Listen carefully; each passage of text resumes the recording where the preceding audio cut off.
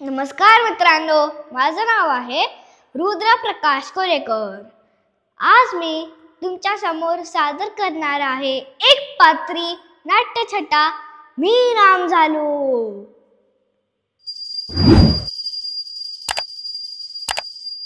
दुपारच्या वेळी मस्तपैकी हॅरी पॉटर बघत बसलो होतो। तेवढ्यात आई आलीच। चिन्मय, अरे चिन्मय, रविवारी फॅन्सीची स्पर्धा आहे ना, तुला राम व्हायचंय बरं का? आणि हो, आता कार्टून बस झालं, चला अभ्यासाला।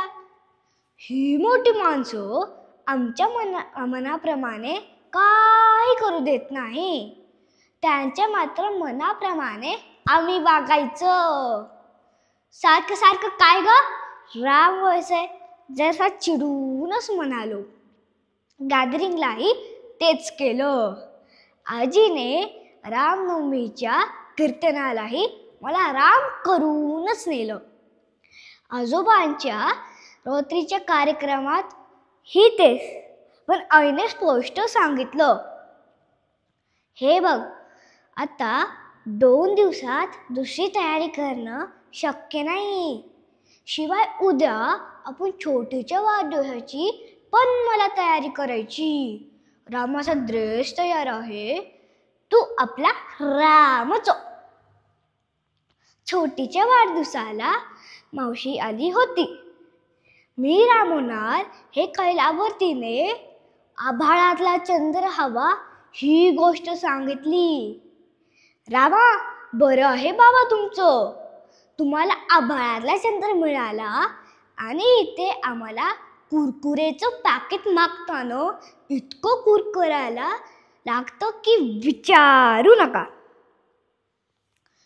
रविवारी आईने सर्व आवरून मला स्पर्धाला नेलं। माझा रुसवा जावा म्हणून ते कुरकुरे खायला दिले। ते खाण्यात तल्लीन झालो होतो। तेव्हा साहजिकच खांद्यावरचं धनुष्य खाली उतरले ने मग तेव्हाच माझे नाव पुकारले आणि धावतच जाऊन स्टेजवर गेलो आणि धनुष्य नाही हे लक्षात आल्यावर रडूच फुटले। 2 सेकंद माईक समोर रडतच उभा, काय आठवेच ना, आणि एकदम ओरडलो, आई, आभाळातला चंद्रच दे ना, काही मानू काही नको दुसरं।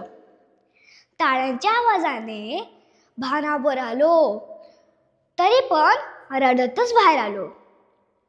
इकडे आई रागाने लाल अवुंद। हौसेने केलेली सगळी तयारी वाया गेली होती ना। तडक घरी आलो। थोड्या वेळात बाबांचा फोन आला। अगं, चिन्मयचा पहिला नंबर आलाय आणि बाईंनी त्याचं आईचं मात्र विशेष कौतुक केलंय, कारण धनुष्यधारी राम नेहमीच बघायला मिळतो। हट्ट करणारा बालराम क्वचितच सादर होतो। बघा, म्हणजे राम झालो मी, रडलो मी, बक्षीस मिळवलं मी, आणि कौतुक मात्र माझ्या आईचं। धन्यवाद।